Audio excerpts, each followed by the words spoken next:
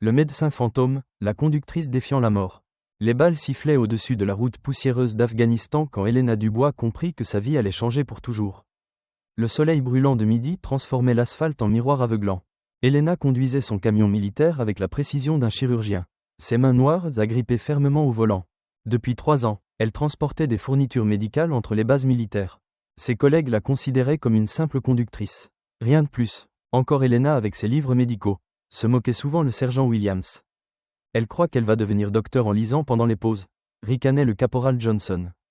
Helena encaissait leurs remarques en silence, gardant ses secrets enfouis au plus profond de son cœur. Personne ne savait qu'elle avait été l'une des chirurgiennes de terrain les plus respectées de l'armée. Personne ne connaissait son surnom légendaire, le médecin fantôme. Ce matin-là, Helena vérifiait sa cargaison avec son attention habituelle. Des antibiotiques, des bandages, du matériel chirurgical d'urgence. Chaque boîte était parfaitement rangée, chaque instrument soigneusement sécurisé. Tu perds ton temps avec tous ces détails, lui avait dit Williams avant le départ. Un camion, c'est un camion, tu n'es pas en train d'opérer quelqu'un. Helena avait souri tristement, se souvenant d'un temps où ses mains sauvaient des vies quotidiennement. La route serpentait à travers les montagnes rocailleuses. Le paysage désolé s'étendait à perte de vue, ponctué de rochers et de buissons épineux. Helena conduisait depuis 4 heures quand elle aperçut la fumée noire à l'horizon. Son instinct militaire se réveilla immédiatement. Elle ralentit et prit ses jumelles pour observer la scène. Un véhicule blindé américain était renversé sur le côté de la route. Des soldats étaient éparpillés autour, certains bougeant, d'autres immobiles. Helena sentit son cœur s'accélérer. Elle savait qu'elle devrait appeler des renforts et attendre. C'était la procédure standard pour une conductrice de camion. Mais quelque chose en elle refusait d'abandonner ses hommes. Elle gara son camion à distance sécuritaire et prit sa radio.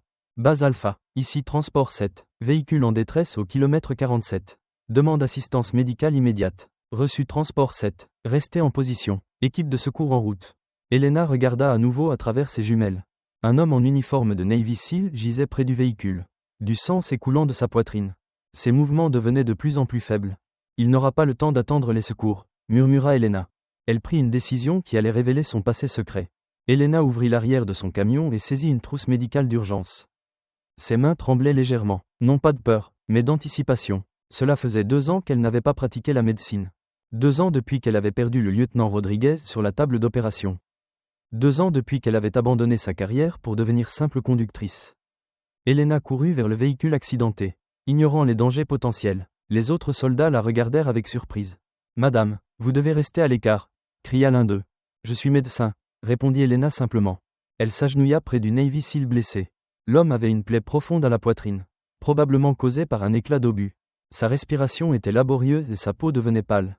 Helena examina rapidement la blessure avec des gestes précis et professionnels. « Il a un pneumothorax sous tension », diagnostiqua-t-elle immédiatement. Les soldats la regardèrent avec étonnement. Comment une simple conductrice de camion pouvait-elle connaître de tels termes médicaux ? Helena ne perdit pas de temps en explications. Elle ouvrit sa trousse et sortit une aiguille de décompression. Ses mains retrouvèrent instantanément leur assurance d'autrefois. « Tenez-lui les épaules », ordonna-t-elle aux soldats présents. Sa voix avait pris une autorité naturelle qu'elle n'avait plus utilisée depuis des années. Helena localisa l'espace intercostal approprié et inséra l'aiguille avec précision. Un sifflement d'air s'échappa immédiatement de la poitrine du blessé. Sa respiration s'améliora instantanément. « Mon Dieu !» murmura l'un des soldats. « Comment avez-vous su faire ça ?»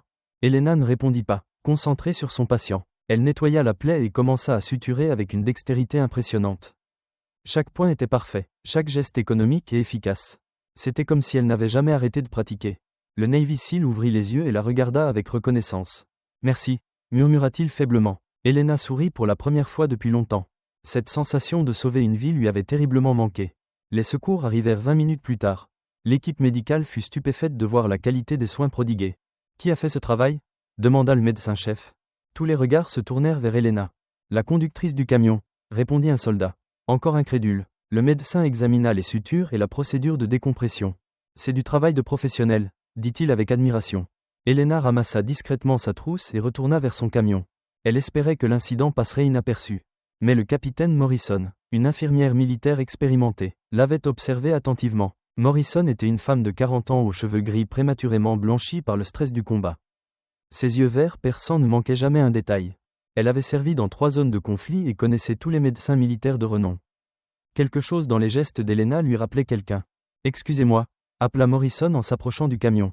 Helena se figea, espérant éviter les questions. « Où avez-vous appris ces techniques ?» demanda Morrison directement. J'ai suivi quelques cours de premiers secours, mentit Elena. Morrison plissa les yeux. Ses sutures sont parfaites. Cette décompression thoracique était millimétrique.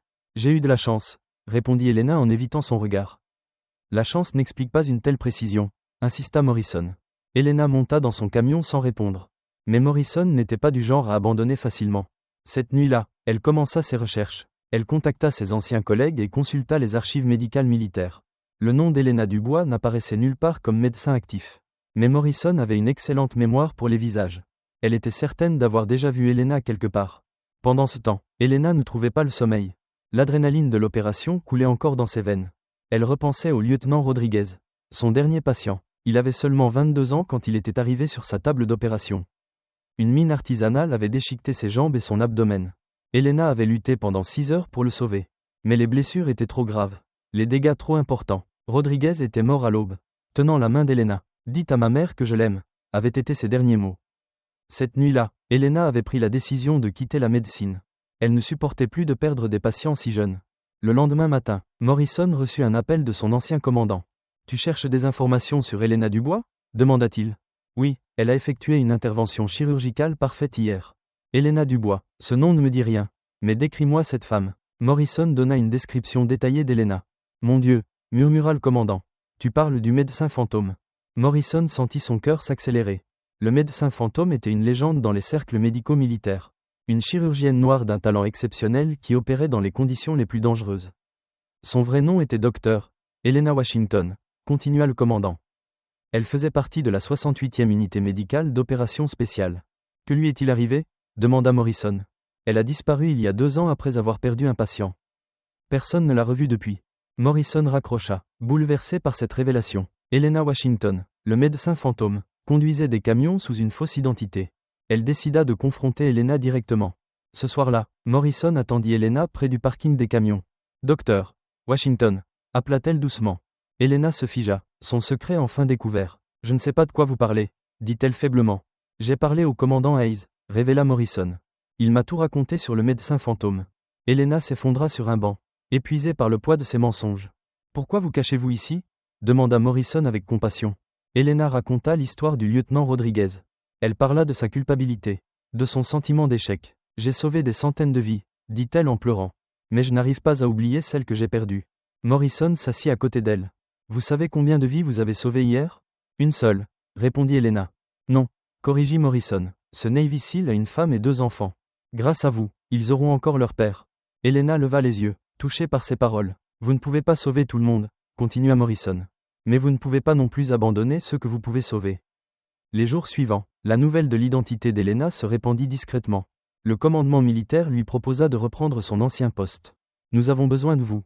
Docteur Washington, » dit le général Patterson. « Votre talent est trop précieux pour être gaspillé. » Elena réfléchit longuement à cette proposition. Elle visitait régulièrement le Navy Seal qu'elle avait sauvé. Il se remettait parfaitement de ses blessures. « Ma fille veut devenir médecin grâce à vous, » lui dit-il un jour. Elle dit qu'elle veut sauver des vies comme la dame du camion. Ces mots touchèrent profondément Elena. Elle réalisa qu'elle pouvait honorer la mémoire de Rodriguez en continuant à sauver des vies. Mais elle ne voulait pas reprendre sa carrière exactement comme avant. Elena prit une décision qui surprit tout le monde. Elle choisit de continuer comme conductrice de camion.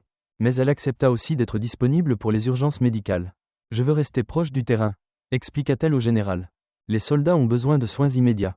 Pas de bureaucratie hospitalière. » Le commandement accepta cet arrangement inhabituel. Elena devint officiellement conductrice médecin d'urgence. Elle gardait son camion équipé de matériel médical avancé. Morrison devint sa partenaire et son amie la plus proche. Ensemble, elles formaient une équipe redoutable. 6 mois plus tard, Elena avait sauvé 12 vies supplémentaires. Chaque intervention lui redonnait confiance en ses capacités. Elle portait toujours la photo du lieutenant Rodriguez dans sa poche. Non plus comme un fardeau, mais comme un rappel de l'importance de son travail. Un jour, elle reçut une lettre de la mère de Rodriguez. « Merci d'avoir été avec mon fils à la fin », écrivait-elle. « Il m'a parlé de vous dans sa dernière lettre. Il disait que vous étiez un ange gardien pour tous les soldats. » Elena pleura en lisant ces mots. Elle comprit enfin que même dans la mort, Rodriguez l'avait aidée. Il lui avait montré que perdre un patient ne diminuait pas la valeur de tous ceux qu'elle avait sauvés. Le soir, Elena regardait le coucher de soleil sur les montagnes afghanes. Morrison s'assit à côté d'elle. « Vous avez trouvé votre paix ?» demanda-t-elle. Elena sourit, ses mains encore marquées par les cicatrices de son travail. « Je pense que Rodriguez serait fier », répondit-elle. « Je continue à sauver des vies. Mais j'ai appris à accepter mes limites. Le médecin fantôme n'est pas mort, dit Morrison. Il a juste appris à vivre avec ses fantômes. Elena acquiesça, regardant son camion garé près des tentes. Demain, elle reprendrait la route. Peut-être sauverait-elle une vie, peut-être transporterait-elle simplement des fournitures. Mais elle était enfin en paix avec ses deux identités. Conductrice le jour, chirurgienne quand le destin l'exigeait. Le médecin fantôme avait trouvé sa vraie place dans ce monde complexe. Non pas dans un hôpital stérilisé, mais sur les routes poussiéreuses où la vie et la mort se côtoient quotidiennement. Elena Dubois, alias Docteur, Elena Washington, avait appris la plus importante des leçons médicales. Parfois, guérir ne signifie pas seulement sauver des vies. Parfois, cela signifie apprendre à vivre avec ses propres blessures.